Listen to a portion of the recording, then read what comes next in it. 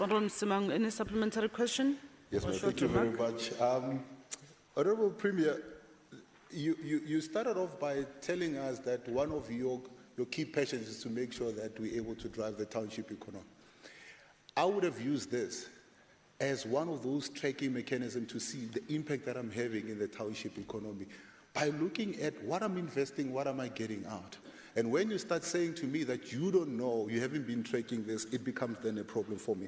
Because then it says that you're saying one thing, but then you're not able to then check the implementation or the impact that is being derived from the programs that you are putting on the ground. The other issue, I would love to have those addresses so that we're able to then play an oversight in terms of what is happening. And the first thing is you asked me whether this question should be pointed somewhere else. No, they're coming directly to you, because we want to ask a question later on about how all these programs and Harambe that is now we were told that there's been an amicable departure. All of these things, play into each other and how they actually then connect. And this is something that has been in the office of the Premier. That's why these questions are coming to you. Thank you very much. Honourable Premier. Member Msimanga, let's make this practical example. Of the new malls that have been opened in all our major townships, there's no single township now that does not have a new mall. Of the new malls that have been built in our townships, and there are many offices and many shops that are manned and owned by township people on their own, and we indicate that we can't track those numbers. Now that we've asked us, we'll also bring those numbers to you, because they've benefited out of the environment that we've created for those malls to be built in the townships.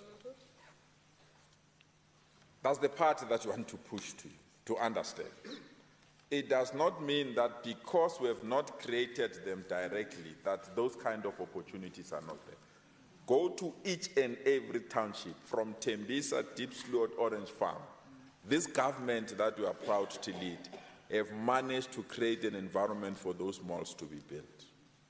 Go to every township today, the number of new petrol stations that have been built in those townships. They've never been built in any era except the era of this democratic government. Go to every township and check the number of retail stores that have been built. From your Roots, your Boxer, all these particular shops that have been created. It's because of our desire to ensure that township businesses prosper and they get the necessary support. And we will collate that information and give it to you. But it can be that because those are directly linked to a certain investment of the private sector through government approvals, it means there's nothing that is happening at that level. So I want to dispute that element. There is, and there are lots of people now that are getting opportunities because this government have taken a decision to bring these malls or this investment closer to our people. But in terms of bringing the question, I've never complained that you must not bring questions to. We appreciate that. I mean, you can ask us whatever. But there is a relevant department that can give you a relevant answer immediately rather than wait, because some of the information I have to ask the department as well.